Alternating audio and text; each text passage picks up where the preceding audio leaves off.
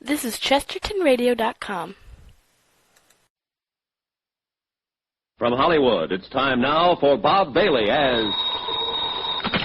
Johnny Dollar. Dave Borger, Johnny, Marine and Maritime Casualty. Hiya, Dave. Awful. I'm in mourning, Johnny, for Molly Kay. Oh, sorry, Dave. You have my sympathy. Save it. This is money, not sentiment. We had her insured for a cool $500,000. You mean dames come that high these days? No, but a rusty old tub of a freighter does. What happened? She steamed out of San Francisco Bay, bound for Yokohama. 20 miles off the Golden Gate, she upended and departed this world forever. Real sudden, huh? Too sudden. I don't like sudden things. Why don't you fly out there, Johnny? Take a look at the remains. Sure, as long as you're willing to pay for it. You're hired, but be careful. Don't get yourself killed. While I'm on an expense account? Dave, you've got a lot to learn.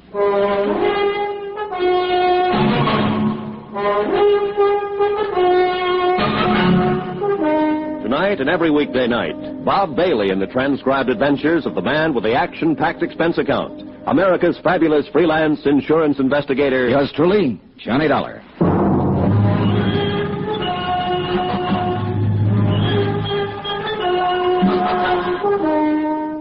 Expense account submitted by Special Investigator Johnny Dollar to the Home Office, Marine and Maritime Casualty Limited, Hartford, Connecticut. The following is an accounting of my expenditures during the investigation of the Molly Kay matter. Item 1, $164.50, plane fare and incidentals, Hartford to San Francisco.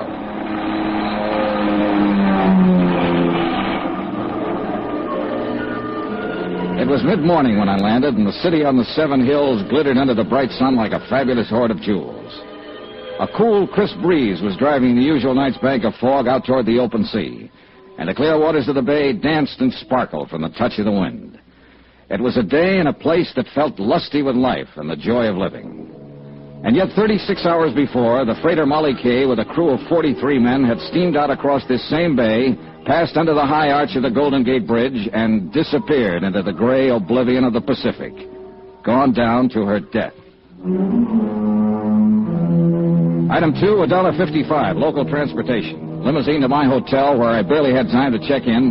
Then a taxi down to the foot of Market Street, where Harbor Master Tim O'Rourke, a grizzled old veteran of the port, was about to preside at a preliminary board of inquiry in the ferry building. All right, boys, all right. Let's have it quiet. Now, all of us know what we're here for, but just to make it official, I have to announce that this is the preliminary hearing of a board of inquiry investigating the loss by sinking of the vessel Molly Kay. Needless to say, for you that know me, the proceedings are going to be pretty informal. Yeah, you can be sure of that. All right. Now, the bare facts seem to go something like this.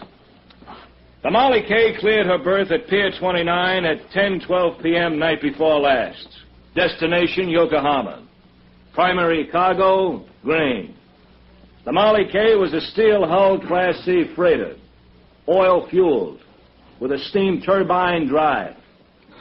She was under the command of her owner, Captain Edgar Brawley of San Francisco.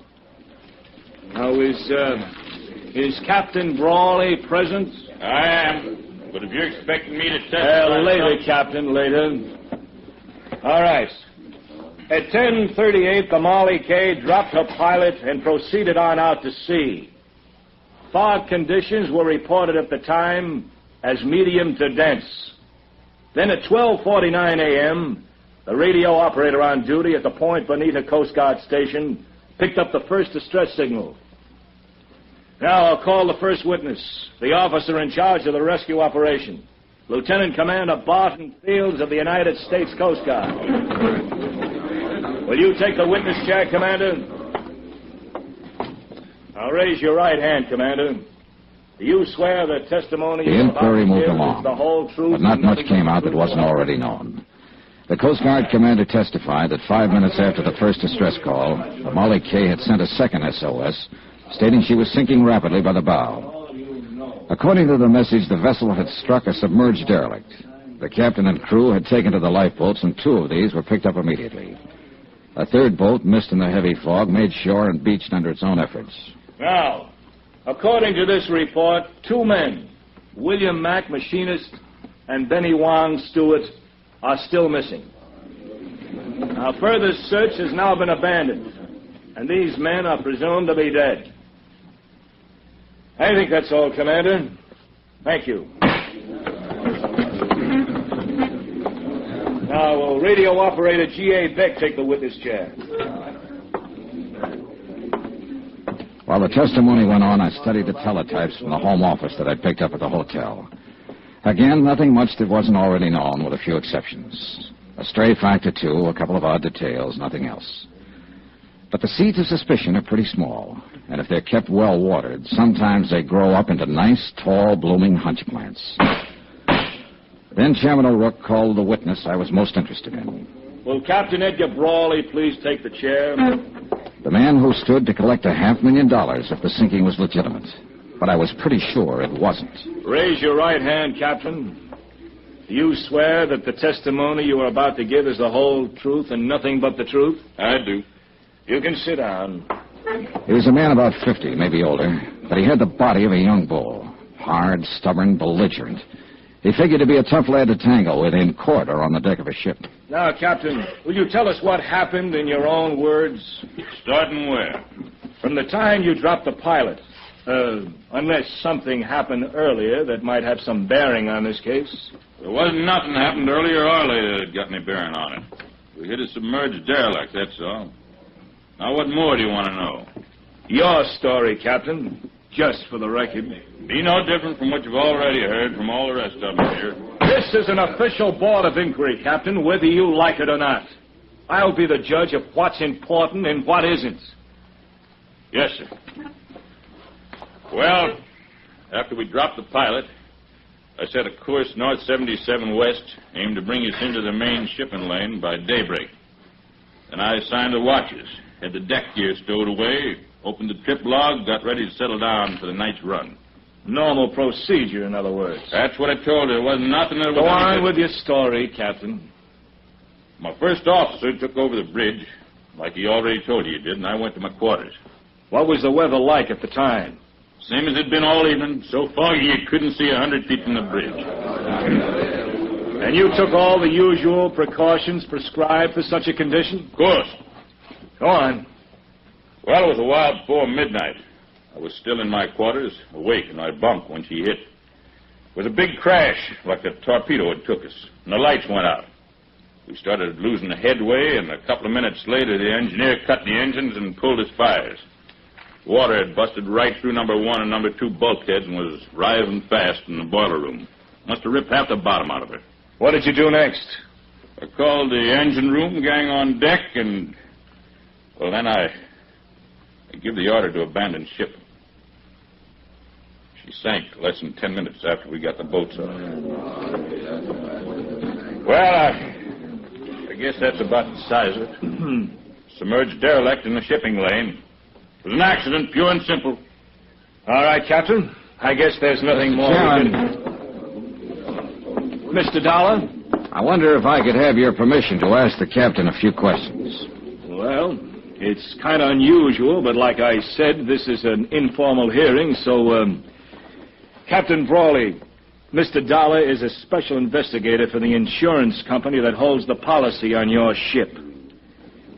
His position here is unofficial, of course, and you're under no obligation. It's up to you. Well, I've told you all I know about it. I got nothing to hide, if that's what you're talking about. Not one single thing. All right. Let him ask till he's blue in the face. Go ahead, Mr. Dollar. Thank you. Captain Brawley, we've heard quite a lot about your last sailing for Yokohama night before last.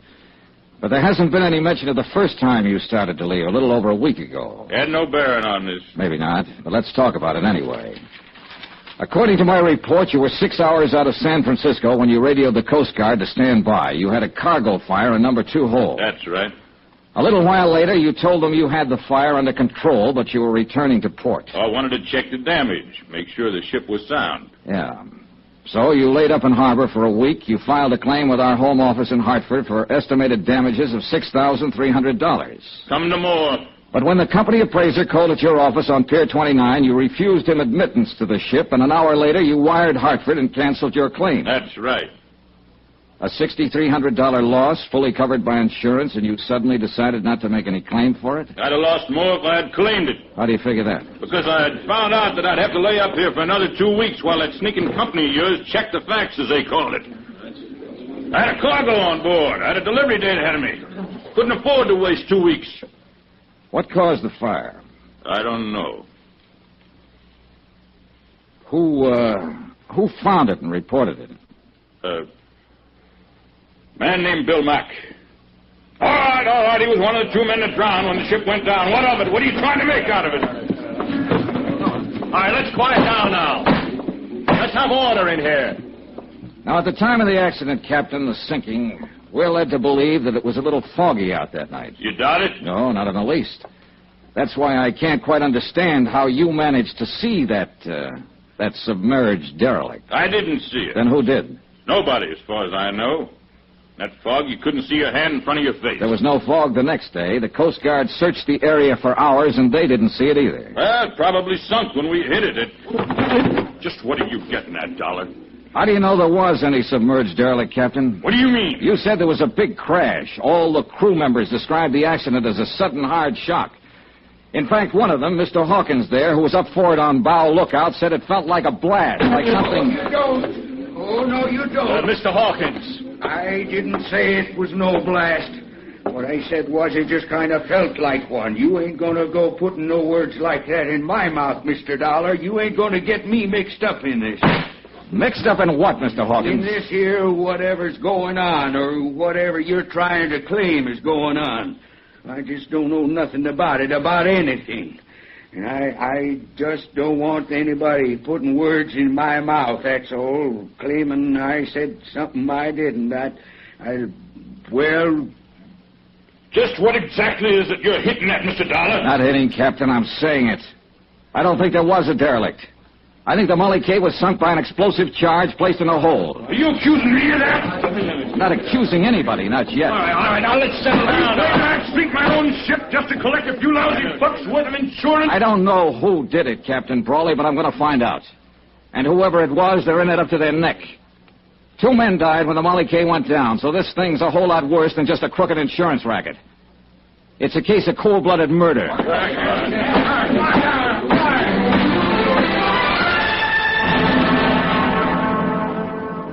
Outside, after the hearing adjourned, I turned west and walked along the Embarcadero.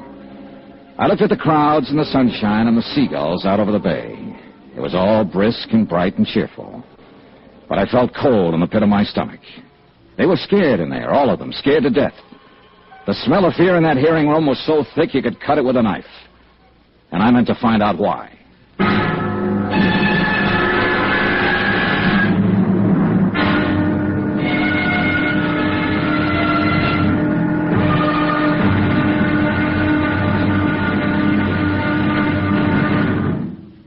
Now, here's our star, Bob Bailey, to tell you about tomorrow's episode of this story. Thanks. Tomorrow night, a strange girl and a strange threat. And a promise that's stranger than both.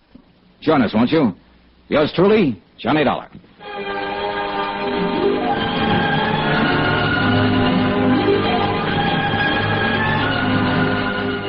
Yours truly, Johnny Dollar, is transcribed in Hollywood. Written by Les Crutchfield, the entire production is under the direction of Jack Johnstone. Be sure to join us tomorrow night, same time and station, for the next exciting episode of Yours truly, Johnny Dollar. Roy Rowan speaking.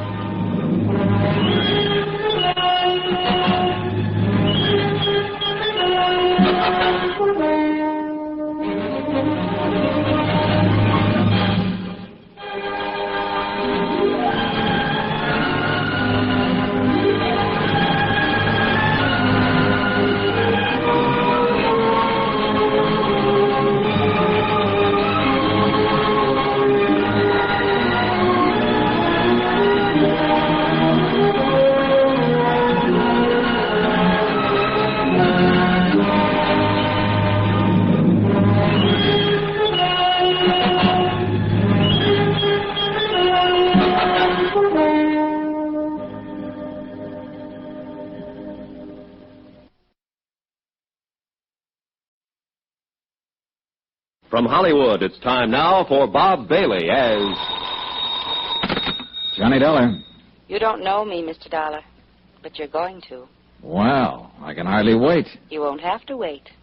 I want you to meet me tonight. Where? On the waterfront. 9 o'clock. Yes? It's dark down there at 9. It might be dangerous. Are you scared? Strange women always scare me. Where on the waterfront? Pier 29. That's where the Molly Kay was birthed before she sank. Molly Kay was my mother. Meet me at 9? I don't know. Blind dates never work out for me. I'm always sorry afterwards. You won't be sorry this time. Is that a promise? That's a promise.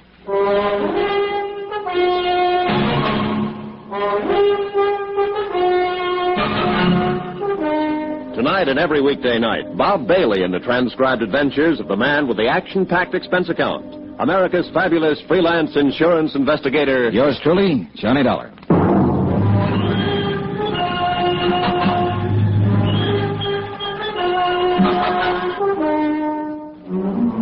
From Special Investigator Johnny Dollar, present location San Francisco, to the Home Office, Marine and Maritime Casualty Limited, Hartford, Connecticut. Assignment, the Molly Kay matter. Expense account continued. Item 3, $4.65. Food. I needed it. It had been a rough day, rough from the standpoint of legwork. I'd covered most of the usual sources and usual angles, and for all I learned, I might as well have stayed in bed. The freighter Molly Kay had sailed out of San Francisco Harbor and gone down in the Pacific, and nobody wanted to talk about it. They were all too busy shaking in their boots and looking over their shoulders, scared to death. I was even beginning to look over my shoulder. Item 4, 70 cents, taxi to the Embarcadero. Sure, I kept that blind date. I wouldn't have missed it for the world. Here, keep the change.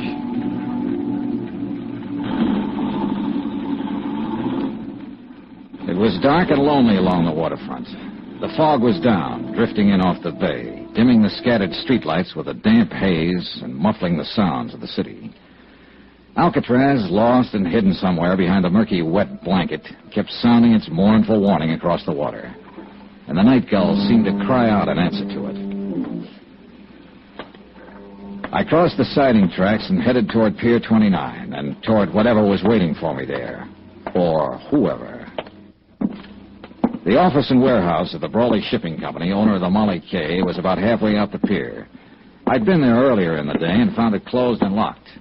But there was a dim light burning there now. I headed toward it. Just about then, as I passed under the last wharf light and turned toward the office door, I started to get that old feeling. I'd had it before in other places. Once in the heart of an Orinoco jungle, in an alleyway in the Casbah of Algiers, one time in London Soho, and again in Suez. Somewhere, close by, hidden by the fog and shadows, there was somebody watching me.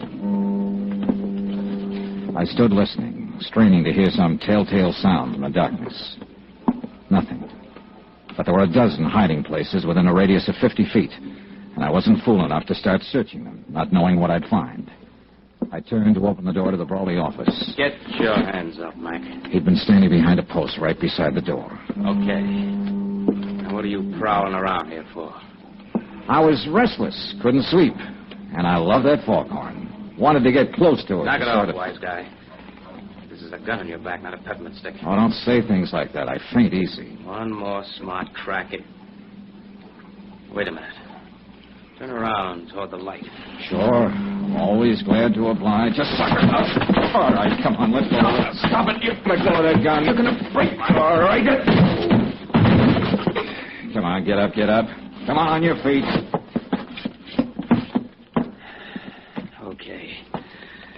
Okay, Dollar. So they're right about you.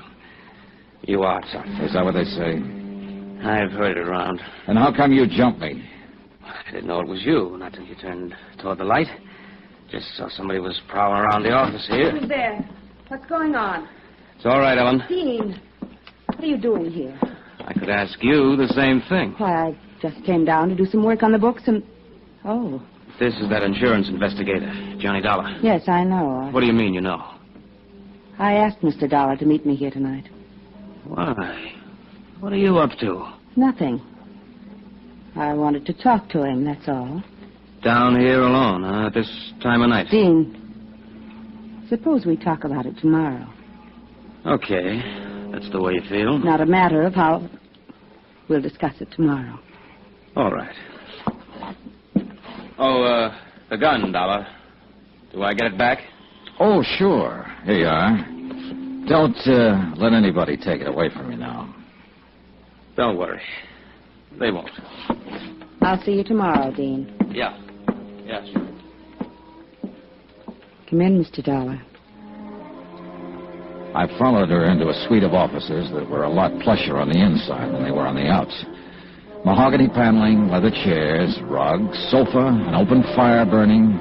Small, but cozy, like the girl herself. So we talked. The weather, the fog, the weather yesterday, how we like San Francisco, sparring-type talk. Then finally came the tip-off that we were going to get down to business. Would you like a drink, Mr. Dollar? I poured scotch for both of us, and the clink of ice served as opening bell for the first round. Mr. Dollar sounds so oddly formal. Do you mind if I call you Johnny? Johnny it is. And you? Ellen Brawley. I guess I am a little slow in introducing myself. But it upset me. Dean being out there, I mean. And acting the way he did. You're Captain Brawley's daughter. Yes. As I told you on the phone, Molly Kay was my mother's name. Father thought the world of her. It broke his heart when she died. Later, he named his ship after her. And now the ship is gone, too. Yes. Ellen, what about this man you call Dean? How does he figure in this? Dean Sutton, he's an exporter. I've known him for some time. He's not usually the way he was tonight. Jealousy always makes a difference. Jealousy? Sure, it's stuck out all over him. He just does business with my father. It was his cargo that sank with the Molly Kay. Grain, bound for Japan. Oh, I see. I've gone out with him quite a lot, but he takes far too much for granted. I'm a free agent, Johnny. I call my own shots. Yeah, I guess you do. So tonight you call me. I've heard about the hearing. How you questioned my father. Accused him of sinking his own ship to collect the insurance. I didn't accuse him. It amounted to that, didn't it? I said I was sure somebody had done it. He put the shoe on his own foot before I even had it out of the box. What makes you so sure? Oh, a lot of little things that don't add up. What little things don't add up, Johnny? Oh, this and that. Did you know your father put a heavy mortgage on the Molly Kay 7 months ago? How did you find out? Bureau of Records, Maritime Division. Know when the mortgage comes due? Next month. He had to install new boilers. That's why he did it. And he'd have been able to pay it off after this last voyage. He'd also be able to pay it off after he collected the insurance and have a lot left over. You're wrong. You don't know my father. No, I don't. Do you know who holds that mortgage? A woman named Lu Tang. That's right. Better known as Shanghai Lu. She owns a nightclub up in Chinatown. Quite a girl. You know her? Very well. All right, Ellen, let's quit circling around and get to the point. What's on your mind? I don't know. Nothing, really, I guess. I just wanted to tell you that you're wrong. About my father, I mean. If the Molly Kay was sunk deliberately, he had no part in it. I'll make a note of that, even though your opinion may be a little bit prejudiced. Well... Are you leaving? Might be a good idea, don't you think? Wait. Johnny. Yeah? I was sort of hoping we'd be friends, maybe. Oh, I feel very friendly toward you. Do you, Johnny? As much as this. That much, Johnny? That's pretty friendly. I told you. I call my own shots. I know. But you didn't tell me you're engaged to Dean Sutton. I found that out from a newspaper file. It was all a mistake. It was his idea. I thought you always called your own shots. Don't go, Johnny. I promised you on the phone that if you came, you wouldn't be sorry. I'm not. Good night, Ellen. Outside on the pier, the fog was thicker than ever. The wharf lights were dim glows in the swirl of mist, and sounds, even close ones, were muffled and hollow. I couldn't figure Ellen Brawley, at least not completely, where she stood in this and the reason for the pitch she'd made. I left the pier and turned west along the Embarcadero. Mr. Dollar? Huh? Over here.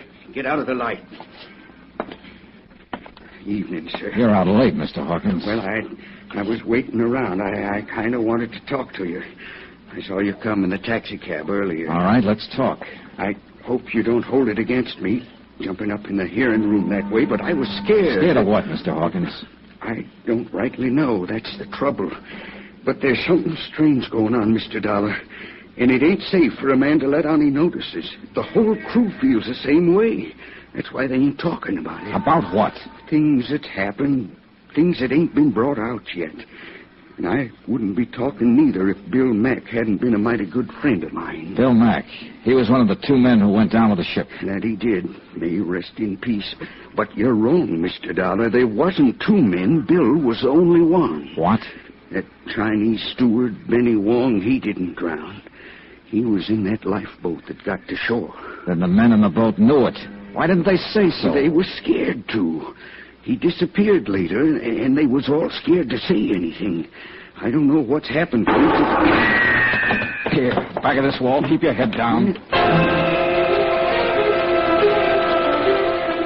I crouched behind the concrete tide wall, my gun drawn, and peered into the darkness, trying to catch some sign of movement behind a blanket of fog, listening for some faint sound that might be the giveaway. Nothing. And to go hunting in those shadows against somebody who knew the waterfront would be about as healthy as stepping out in front of a truck. I gotta get out of here, Mr. Dollar. I gotta get away from here. Hawkins, wait. I ain't doing any more talking. And it won't do you no good to ask. They know every move a man makes. I got nothing more to say. All I want is to stay alive. So that was that. Fear again. He was scared to death. And I couldn't very well blame him. That shot had come close. But there was one thing Hawkins hadn't thought of. I had. And I didn't like the thought. That bullet might not have been meant for him. It could have been aimed at me.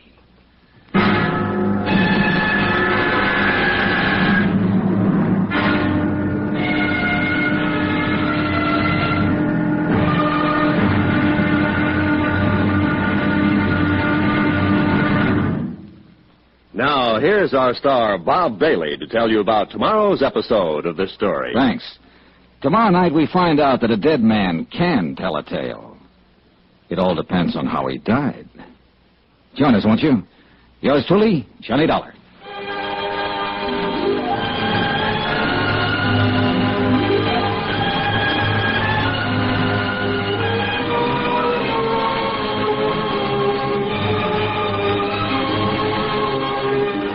Yours truly, Johnny Dollar, is transcribed in Hollywood. Written by Les Crutchfield, the entire production is under the direction of Jack Johnstone. Be sure to join us tomorrow night, same time and station, for the next exciting episode of Yours truly, Johnny Dollar. Roy Rowan speaking.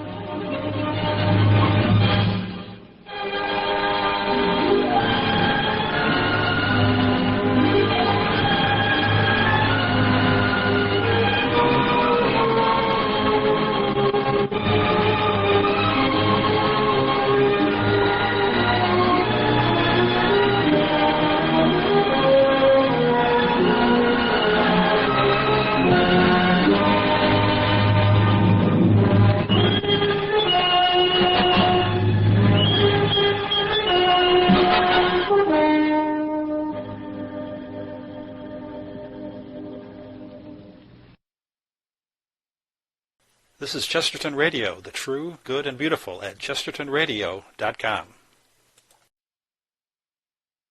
From Hollywood, it's time now for Bob Bailey as Johnny Dollar. Guess who, Johnny? Lou Tang. When they told me you had called, my heart jumped and beat faster. It has been a long time. Too long. Hey, look, I want to see you, Lou. Where are you? They only gave me a phone number. It's a waterfront bar, foot of Drum Street. Sailors hang out. Then I'll call a taxi. No, wait there. I've got a drunk on my hands. Well, get rid of him. Or of her. Can't do it, honey. This is a valuable drunk. You wait. I'll get there as soon as I can. And look, will you do me a favor, Lou? Anything you want, Johnny. There's a man named Benny Wong. I think he's been hiding out in Chinatown for the last 2 days. Can you find him for me? So that is why you're here. The sinking of the Molly K. That's right, Lou. Too bad, Johnny. I'm sorry to hear that. Awfully sorry.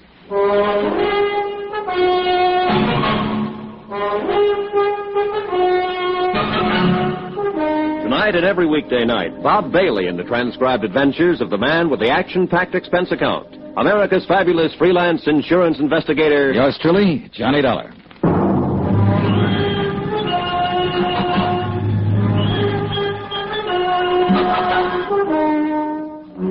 From Special Investigator Johnny Dollar, location San Francisco, to the Home Office, Marine and Maritime Casualty Limited, Hartford, Connecticut. Assignment, the Molly K matter. Expense account continued. Item 5, $11 even. Drinks. Consumed by one Josiah Hawkins, able-bodied seaman. Last berth, ship's carpenter on the freighter Molly K. And Hawkins was scared half to death. So the fear worked against the liquor, and the drinks weren't doing much good. Who was you talking to on the phone? A friend. You say anything about me? About me being with you? No. How about another drink, Mr. Hawkins? I had enough. What's the name of your friend, Mr. Dollar? Oh, you wouldn't know her. Just a girl I know here in town. Oh, a girl. Mr. Hawkins, did Bill Mack have a girl? Yes, he got himself engaged to a girl. I know what you're aiming at, Mr. Dollar. You're trying to play on my sympathy. He was your friend. That he was. One of the best. And now he's dead. Drowned in the Pacific when the Molly K went down. Whoever sank her is responsible for his death. You can help me if you would. It wouldn't bring him back. And I gotta think of myself. You're in more danger before you talk than you'd be afterwards. The whole idea is to keep you from talking. Huh? Sure, there's sense in that, all right. Somebody shot at you out there on the docks, tried to kill you. You'll never be safe as long as they're running loose. Well, Mr. Hawkins? The Molly K was sunk deliberate. We're sure of that. All of us that was aboard her. Things just wasn't right even before it happened. What things? Well, that fire, for one, 10 days ago, the first time we started out for Yokohama. Bill Mack was the one that discovered it. Did Mack think the fire had been set? That he did. He told the captain that. And you know what happened, Mr. Dollar? What happened? Captain Brawley knocked him down the bridge ladder. Told him to keep his mouth shut and not go around spreading wild rumors. All right. The second time you sailed, what happened? Well, as soon as we cleared the gate and headed out to sea, Bill and me was on watch. He had me cover for him while he sneaked down in the hold to see what he could find out. He still hadn't come back when it happened. I think you was right, Mr. Dollar, what you said at the hearing. What do you mean? We didn't hit no derelict. An explosion, that's what it was. In the bottom of the forward hold somewheres. I was on the bow deck right above it when it happened. What about that Chinese steward, the one who got ashore and then disappeared? Did you notice anything special about him? Benny Wong? Yeah. No. We was only a couple of hours out of port. I don't even remember seeing him. One thing, though, that seemed kind of funny at the time. What was that? The first mate done all the hiring for this trip, same as always, just one exception. Benny Wong was hired on by Captain Brawley himself. Uh-huh. And something else, Mr. Dollar. About Bill Mack being drowned. You was wrong about that. Bill Mack is alive? No, he was dead before the Molly K ever sunk. What? I went looking for him as soon as it happened. And I found him down on the lower boat deck, lying in a pool of blood. Somebody cut his throat. I'll have another drink now. I sat there looking at him across the table, not saying anything. There was nothing I could say. Bill Mack had been his friend. I thought over what he just told me, tried to fit it in with what I already knew. It didn't add up to an answer yet, not quite, but it was close, and it was getting closer all the time. Mr. Dollar, it's him. Huh? Captain Brawley over there. He just come in. Yeah, he's seen us, too. He's coming over this way. I got to get out of here. Sit down, Mr. Hawkins. He won't start anything. You don't know him. You don't know how he is when he gets mad. No, but it looks like I'm going to find out. Well, Hawkins, seems like you're not very particular about the company you keep. Neither am I, Captain. Pull up a chair. What are you up to, Dollar? Offering him a bribe to testify against me? Don't need to. There's enough against you already. Yeah, there will be, more than likely, when you and them smart company lawyers get through. You insurance people are all alike.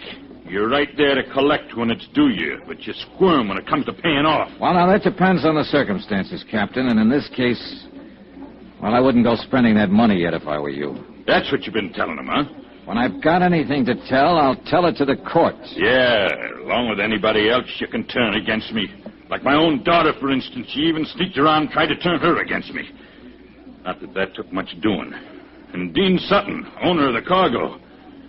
But there's a limit to what a man will take, Dollar. And I took enough already. Now, you better quit pushing me. I'm warning you. Are you? Well, take your warning and stick it where it'll do the most good. You've been trying to block every attempt I've made to get to the bottom of this thing. You've dragged your feet every step of the way deliberately. Dollar, nobody talks to me like that. Then it's time somebody did. I think you're in this thing right up to your big fat neck. And if you are, I'm going to pin it on you. Not just for swindling.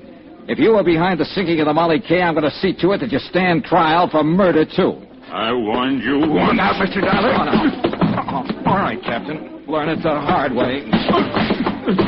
Watch out, he's grabbing the bottle. Come and get it, Dollar! Sorry, the party's over right now.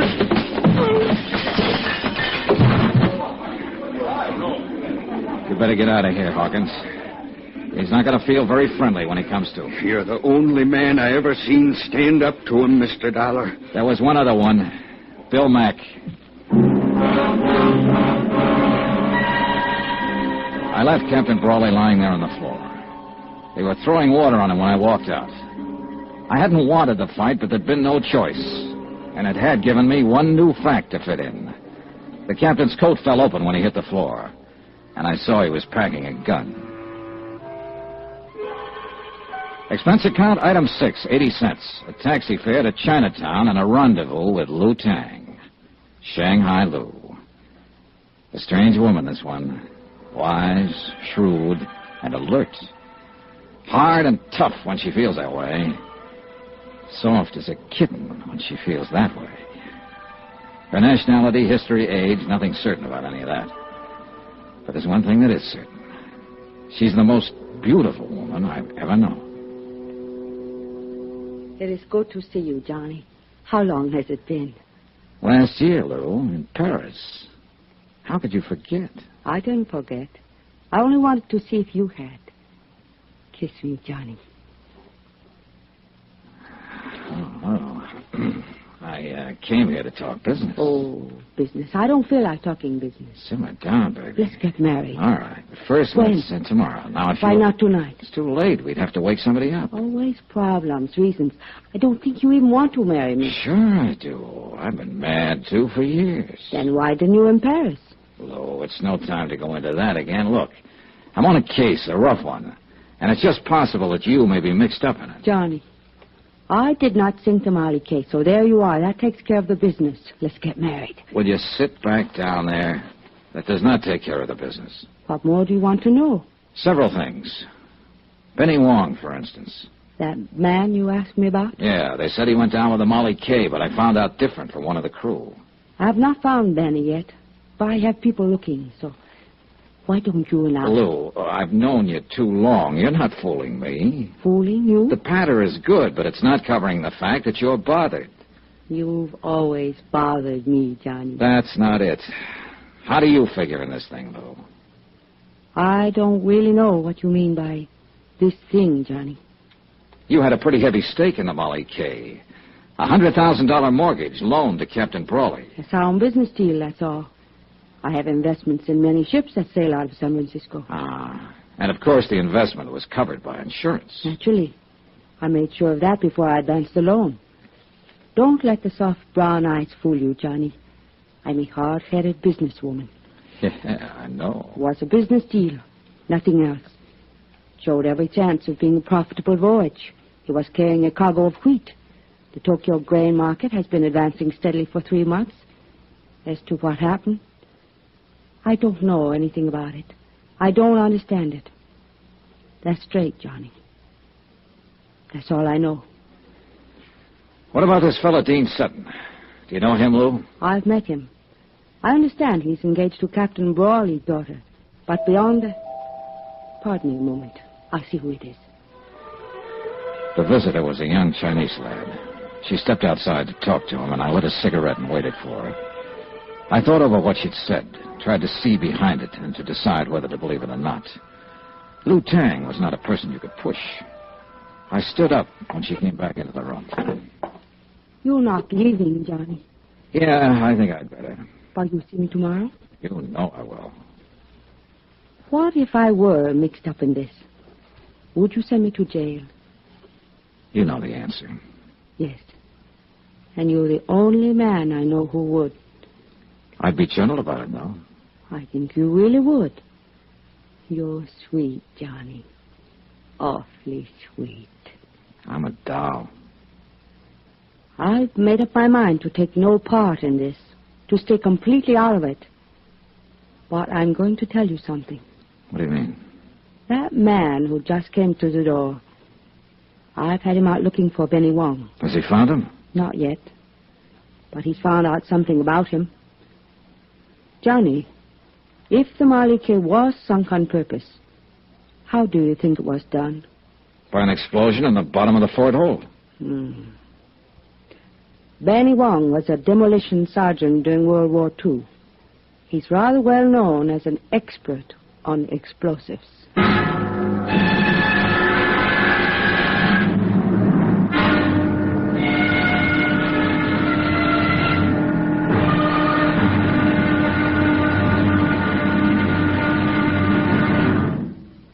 Now, here's our star, Bob Bailey, to tell you about tomorrow's episode of this story. Thanks.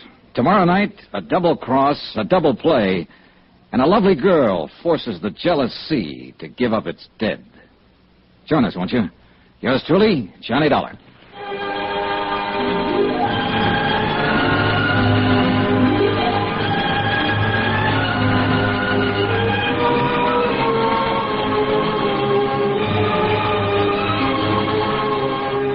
Yours truly, Johnny Dollar, is transcribed in Hollywood.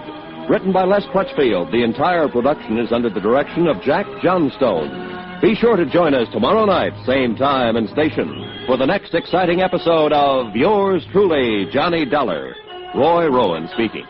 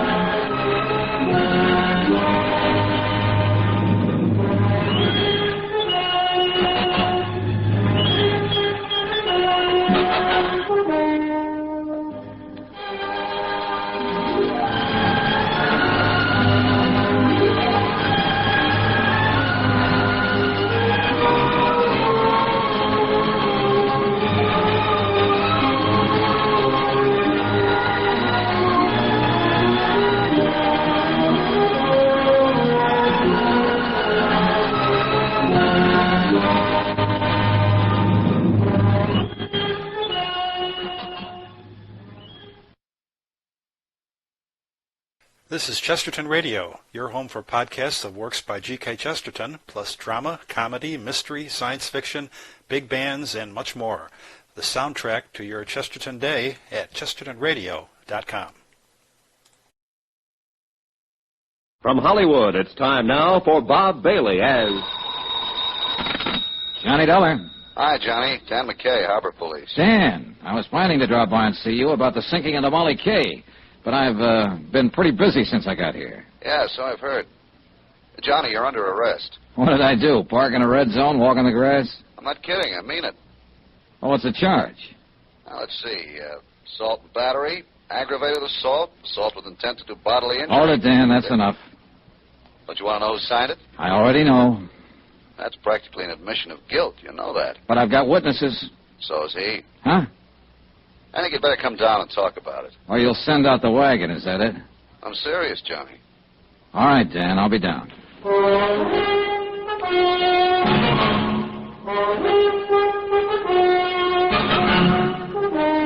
Tonight and every weekday night, Bob Bailey in the transcribed adventures of the man with the action-packed expense account. America's fabulous freelance insurance investigator. Yours truly, Johnny Dollar.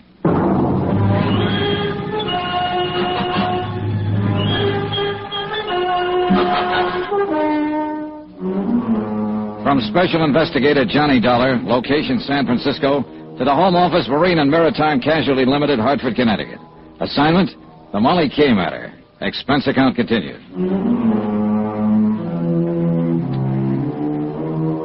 Item 7, a mere 60 cents. Taxi from my hotel to the foot of Market Street and headquarters of Inspector Dan McKay in charge of Harbor Police. I'd known Dan for years, well enough to realize that knowing him wouldn't make any difference. Not when he had a warrant to serve. I knew the charge wouldn't stick, of course, but it could slow me down. And I figured that was exactly why it had been filed. You may be right, Johnny. Maybe Captain Brawley did file charges just for nuisance value. Keep you out of his way for a day or two. That's exactly what he did. Nevertheless, the charge was filed, and a warrant has been issued. So what are you going to do about it? I know what I'd like to do about it. That's against the law, too. You know, you could be wrong, Johnny. Brawley may not be guilty of the Molly K. sinking. I told you the whole story, Dan. The facts add up. What do you think? I think you've got an awful strong case, but it's still based on circumstantial evidence. Well, what else is there to base it on? The rest of the evidence is out past the harbor there, out beyond the Golden Gate, a mile below the surface of the Pacific. Yeah, I know. Most of the cases we handle here in the Harbor Division are like that. Well, then you can see the problem I'm up against. Yeah, I can see it all right. That's a big harbor out there, Johnny. Biggest natural harbor in the world. A lot of square miles of water. A lot of miles of shoreline. And a lot of ways of covering up a crime. As far as disposing of physical evidence, it's true. Body can be thrown into the bay, a weapon, so on. Sometimes we recover it, sometimes we don't. It's tough, Johnny. Yeah, I imagine. Real tough. Hey, that's the SS Maritonia, arriving from Ceylon, Java, the Philippines. She'll dock at Pier 14. The cargo is probably spices, mahogany, raw ore. Nice-looking ship. Beautiful. They drive me crazy, Johnny, watching them here from the window. I should have gone to sea. Oh, well. Anyway, since we don't have physical evidence in a lot of cases, we've learned to rely on other things. Such as? The human elements, Johnny. You've turned up a lot of facts, true. You've made a good deal more progress on this case than I have. Than you have? What do you mean? Tim O'Rourke sent me the report of the inquiry board. I've been working on the case ever since. Now, you got a pretty convincing bunch of facts. But I know Captain Brawley. By reputation, at least. Look, Dan, I know what you're getting at. People who know Brawley think he's honest. O'Rourke said the same thing. Right. Tough, hard, violent temper, a slave driver, but not a crook. An honest man can get under pressure sometimes, get pushed beyond his depth. It happens every day. Yeah, but Johnny, even then, he reacts according to his pattern. Hey, here's what I'm getting at. That murder on board the Molly K just before she sank, you said Hawkins told you the man had been knifed. Now, I can see Brawley slugging somebody with fist, club, or bottle, or even shooting a man. But not a knife.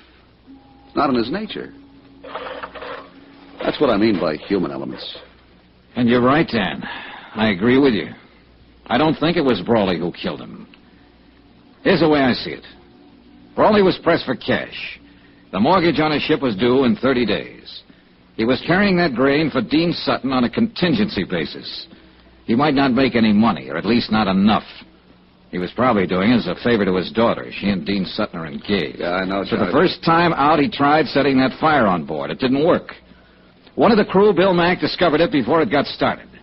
The Molly K returned to port, and Brawley filed an insurance claim. Then he got scared off an investigation and withdrew it. That's all guesswork, Johnny. So far, his second attempt, he contacted an expert on explosives, Benny Wong, And Benny pulled off the job for him, blew the bottom out of the ship and sank it. And what about the knifing? Well, Bill Mack was suspicious. He was prowling around the hold and caught Benny in the act of setting the explosive. Benny killed him, figuring the sinking would cover for him. But by accident, Hawkins stumbled onto the body before the ship went down. Well, that adds up, Johnny. It's hard to argue with you. I just can't see a captain sinking his own ship. It's been done before. Yeah, I know. Not everybody feels about them the way you do, Dan. And $500,000 is a lot of money. That's true. But 25 years of command means a lot, too. Deep sense of responsibility. Integrity. Oh, pardon me. Inspector McKay. Oh, yeah. Just a moment. It's for you, Johnny. It was Lou Tang, Shanghai Lou. She'd called the hotel and found out where to reach me. For once, she didn't try to play games. She spoke briefly and straight to the point. And she told me what I wanted to know the most. When I hung up, I knew I was on the last lap. I had the case right in my hand. Well, what's up, Johnny? What is it? Dan, how would you like to come along and talk to the man who blew up the Molly K?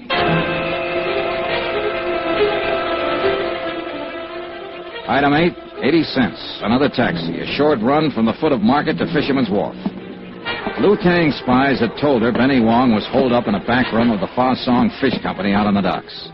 And they said he was scared, armed, and dangerous. There's the Fa Song layout, Johnny. Right there, the warehouse in the end. Yeah. Well, let's go around the gangway. Lou Tang said the room was on the back corner. Say, Johnny, why don't you wait here? Let me take him. This kind of thing is part of my job. But he's my pigeon, Dan. I found him first.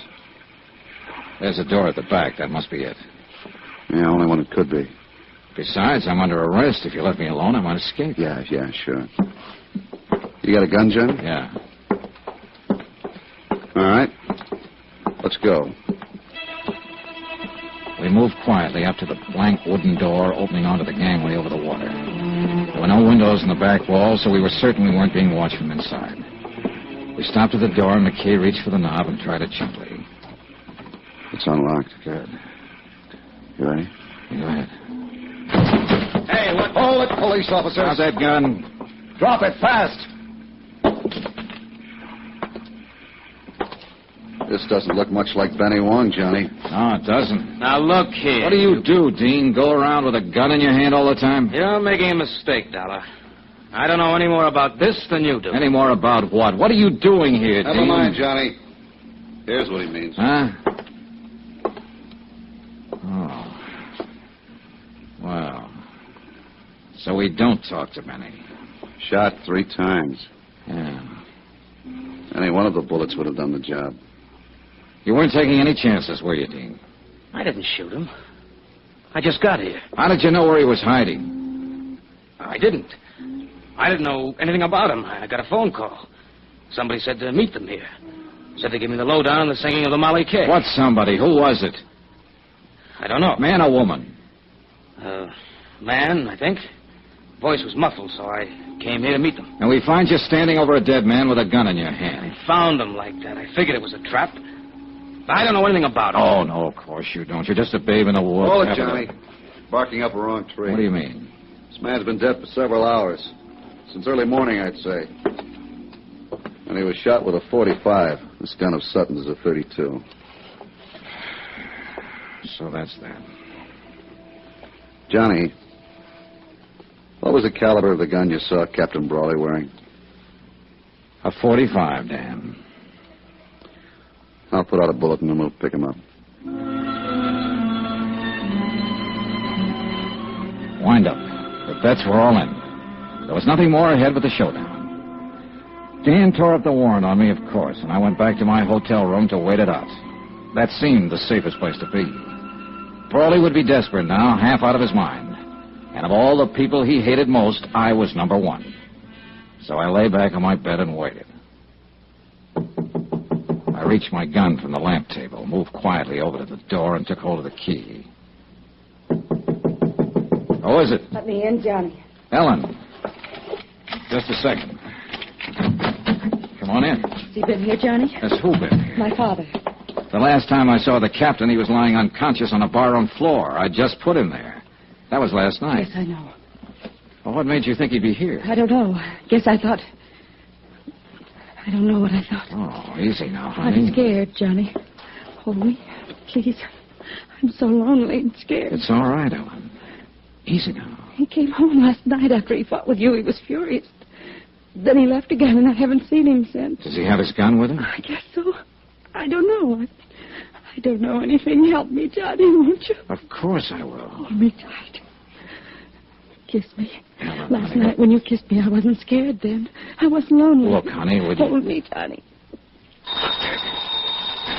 Wait a second. Johnny Dollar. Dan McKay, Johnny. Yeah, Dan. We picked up Raleigh on the waterfront half an hour ago. Thought you'd want to know. What's he say? Denies everything. Says he was home asleep all night. Says his daughter will back him up. I happen to know different on that. Yeah, I figured he was lying. We'd already been out to his house. Found his gun. It's been fired 3 times, Johnny. And the bullets match. When Ellen Brawley left my room a while later, I still hadn't told her about her father's arrest. I didn't have the heart. She'd tried her best to protect him, cover for him. She'd have done anything to save him. And yet, the irony was that every move she'd made helped tighten the case against him. The scent of her perfume still hung in the air after she'd gone. It was a strange scent, subtle, disturbing. I began to feel uncomfortable, on edge. There was something familiar about that scent. And finally I tagged it. I'd noticed that same perfume in the room on the wharf, where Benny Wong lay murdered.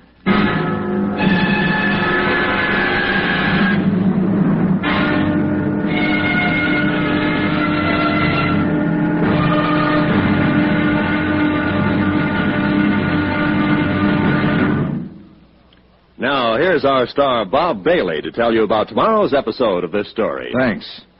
Tomorrow night, a deadly rendezvous on the fog-shrouded waterfront, and an explosion that rocked the city. The payoff. Join us, won't you? Yours truly, Johnny Dollar.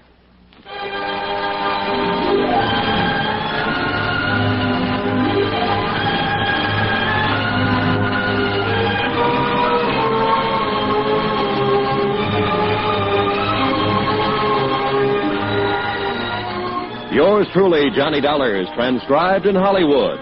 Written by Les Crutchfield, the entire production is under the direction of Jack Johnstone. Be sure to join us tomorrow night, same time and station, for the next exciting episode of Yours truly, Johnny Dollar. Roy Rowan speaking.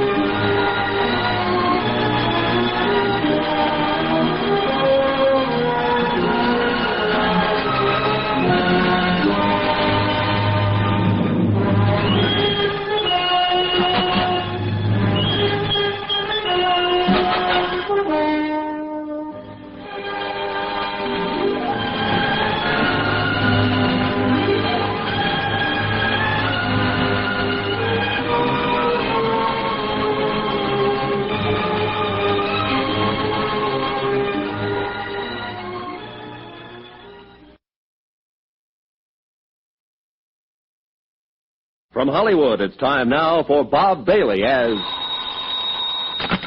Johnny Dollar. Johnny, I've got it for you. Lou Tang. Good. What did you find out? That prices on the Tokyo grain market did break suddenly, about 3 weeks ago. 3 weeks. Uh-huh. Reason, oversupply. The price has been holding since, at about 60% of the peak. A 40% drop, big enough to cause the damage. What damage? The sinking of the Molly K, a double cross, a frame-up, murder. It's as clear as crystal, Lou. Come see me later tonight. Tell me all about it. All right. Or at any rate, come on, tell me about something. About a certain night in Paris, maybe? I think I'd like that very much, Johnny. Wait for me, Lou. I'll be there later. You can count on it.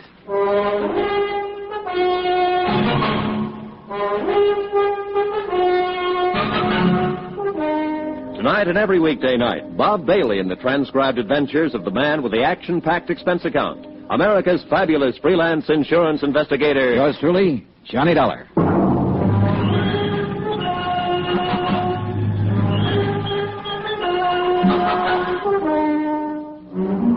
From Special Investigator Johnny Dollar, location San Francisco, to the Home Office, Marine and Maritime Casualty Limited, Hartford, Connecticut. Assignment, the Molly K. matter. Expense account, final page. Item 9, 770, long-distance calls to Hartford and New York. I was pretty sure before I called, but I had to check on it. It checked.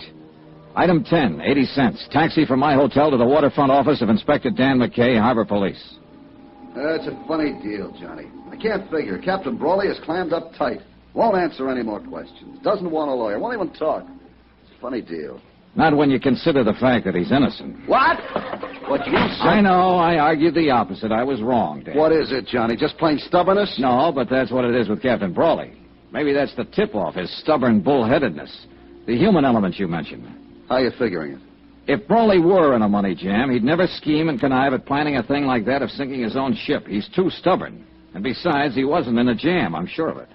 Well, now, wait a minute. He had a $100,000 mortgage to meet. I finagled some information out of the bank. The Brawley Shipping Company has a free balance of nearly $150,000 in cash assets. But look here, Johnny. Now, you look. I started out with a motive, and I built a pretty strong case on it. Even you agreed. Everything pointed toward Captain Brawley. Sure, because somebody was helping things point toward him. What do you mean? It wasn't just the ship itself that was insured. I'm still lost, Johnny. Keep talking. All right, look. That cargo of grain was also insured. By the owner with another company, not mine. And for top market value, full price. Yeah, well, keep talking. All right. The Tokyo grain market broke just 4 days before the Molly K was due to sail the first time. The shipper stood to lose nearly half his investment if the grain reached Yokohama at that time. Well, it didn't reach there. It's lying out there on the bottom of the Pacific. Net result, instead of taking a loss because of price, the shipper gets full price from the insurance company. It adds up, Dan. Yeah, it sure does. The shipper. I think Captain Brawley suspected him, too. That's what kept the old captain on the prod. His ship gone, under suspicion for the sinking, yet not wanting to hurt his daughter. He was caught right in the middle. But keep on holding him to make it look like we still think he's the guilty party. Well, it's that girl of his I feel sorry for, Ellen. She's the one caught in the middle. Yeah, I know. And it's going to be rough on her when she finds out. Engaged to a killer who's been using her to smash her own father. Great setup. Yeah. Well, I'll get a bulletin out. We'll pick up this Dean Sutton and bring him in. Yeah, but you know something? It'll be awful hard to pin it on him. Need evidence, something definite. Look, why don't you let me have a go at him first? Oh, it's out of the question, Johnny.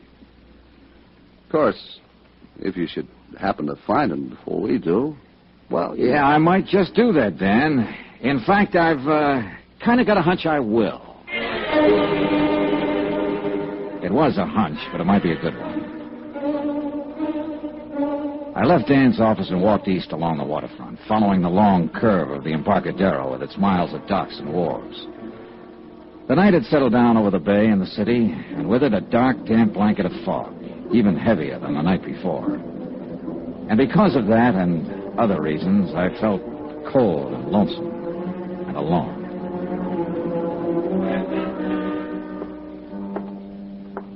I turned off the Embarcadero and walked out Pier 29. I was about 30 yards from the Brawley warehouse when I was suddenly brought up short. On the water below me, tied to a wharf piling, was a light cabin cruiser rocking gently with a swell. It had no business being there. Pier 29 was a commercial berth. My hunch was right. I moved quietly to the edge of the wharf and stood watching the little cruiser for several minutes. There was no sign of life, no sound. Finally, I climbed over the dock rail, down the wharf ladder, and stepped onto the deck. Still no sound, no movement. I moved over to the companionway door leading down below decks and reached out my hand for the latch. Then I stopped short, caught suddenly by a sharp feeling of danger. It wasn't a sense of being watched. It was deeper, more subtle, more vague. I tried to shake it off, reach again for the latch. Then the boat shifted slightly, and the dim glow from the wharf light overhead moved across the hatchway door. Inches in front of my face, I saw the glint of bare copper wires, all set to make contact if the door was open. One more move and I'd have been blown sky high. That boat was booby-trapped. There was a light burning in the office of the Brawley Shipping Company. I knocked on the door, drew my gun, then I stepped back and waited. I leveled the gun on the door. Johnny. Are you alone, Ellen? Yes, of course. Come on, let's get inside. What is it, Johnny? Have you seen Dean Sutton tonight? I tried to find him, but I couldn't. My father's been arrested, charged with murder. Yeah, I know, honey. I came here to go over the company records to see if I could find something that might help him, anything. Ellen, Johnny, look. Look at this mess. Somebody's been here. Files dumped in the middle of the floor, papers all over the place. Yeah, looks like they're planning to start a bonfire. Say, tell me something, Ellen. Does Dean Sutton own a boat? Yes. Light cabin cruiser named the Piper. Why? It's tied up at the wharf. He's around here somewhere. Well, what of it? What do you mean? Your father didn't sink the Molly K. Dean Sutton did it. He wasn't even on board. He didn't have to be. He hired an explosive expert named Benny Wong to do the job. He got your father to take Benny on as steward. That's the man they're accusing Father of murder. Dean is the one who did it, using your father's gun. But why? To collect the insurance on that cargo of grain. Oh, look, I know it's a rough deal, honey, and I know how you feel. But I guess your best bet is to chalk it up to experience. At least your father's in the clear now. I think I sensed it, Johnny. That something was wrong with Dean. Badly wrong. I guess that's why I felt like turning to you instead of him. Or I still feel that way. I think I'm going to cry. Then cry. Cry it out and get it over with. Come here, Ellen. I held her close and tried to comfort her. She pressed her face against my chest and whimpered like a hurt kid. I kept stroking her hair, breathing in the scent of her perfume. Perfume. The same perfume that had hung in the air of the room where Benny Wong was killed. The pieces shifted, fell into place again. The puzzle was finally solved, but too late. Because I could feel the muzzle of the gun she was pressing against my side. Easy now, Johnny. Turn around slow and get your hands up. That's the idea. Now stay that way. I'm a dead shot, Johnny. If you doubt it, ask Benny Wong. Right under my nose. Right from the start. How wrong can a guy be? As wrong as you were, Johnny. It had to be you. There was no chance for Dean to steal your father's gun and then return it. Not unless you were in on it with him. It was my idea. Dean's too weak to plan a thing like that. He has to be propped up and pushed. And you're just the girl to do it. You ought to know. Yeah, I do now. It's too bad. I like the way you kiss. Any chance of working something out, Johnny? Or are you too honest? So that's it. The next step is to get rid of Dean. And you've already got the trap set. Not yet. But I'll think of something.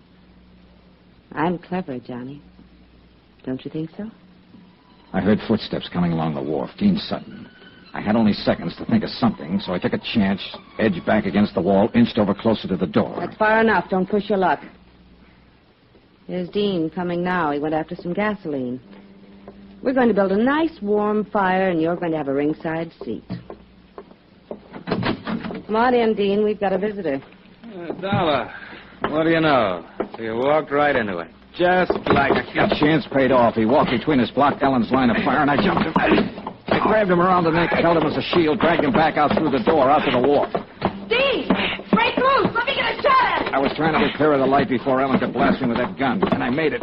But Dean broke loose, came in me swing. He slipped and staggered up against the dock. The railing broke, split in two, and we went over the side.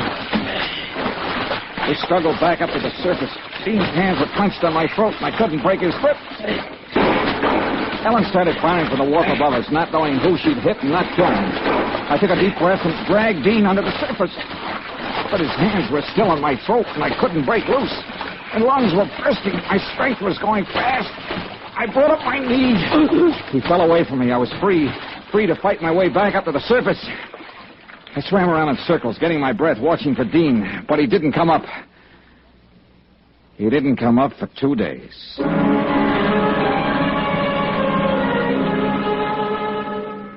When I climbed up the ladder onto the wharf, Ellen was nowhere in sight. I heard somebody running toward me. Saw the flashing red light back at the land end of the pier, and I knew why she'd left. Dan McKay and his boys. Hey! Johnny! Yeah, over here, Dan. Are you all right, Johnny? Yeah, I'm all right. Do you see Ellen Brawley? Well, some girl ran up the wharf there toward that cruiser. That boat's got a booby trap on it. Come on, Dan. All right. What's she doing here? She was in on it, too. Dean's in the water, drowned, I guess. Look, there she is, climbing down off the wharf. Ellen, stop. She's on the cruiser. No. Ellen! She's going to try... Look out! Get out! Flat on your face if she opens that hatch.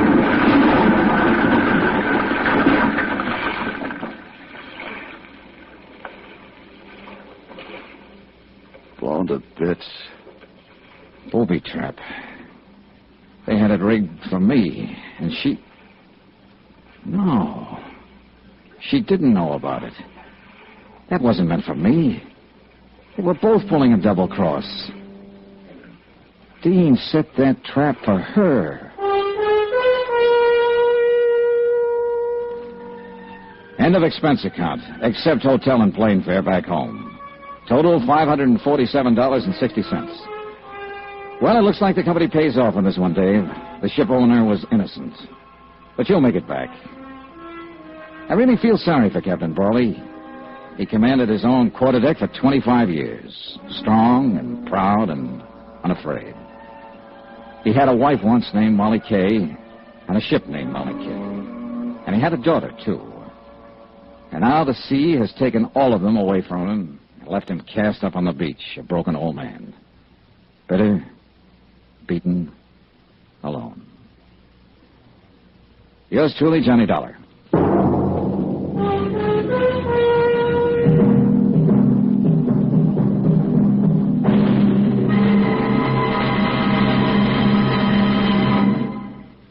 Now, here's our star, Bob Bailey, to tell you about next week's story. Thanks. Next week, the case of a man who didn't exist, except for one thing. He suddenly showed up. Join us, won't you? Yours truly, Johnny Dollar.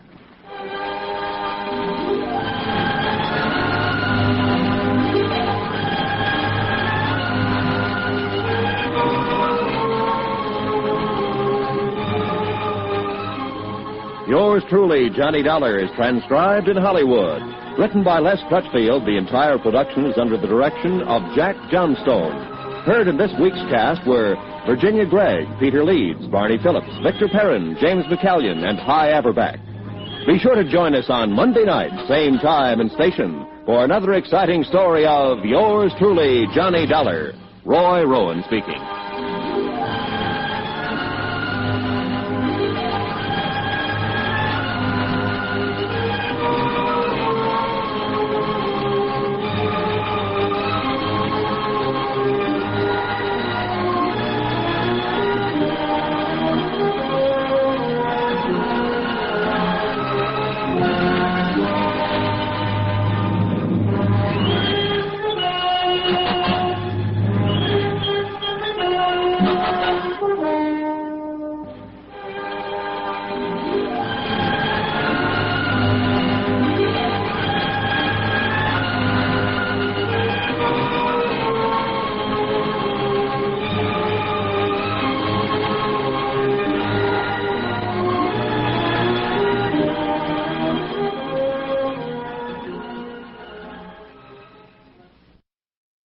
This is ChestertonRadio.com.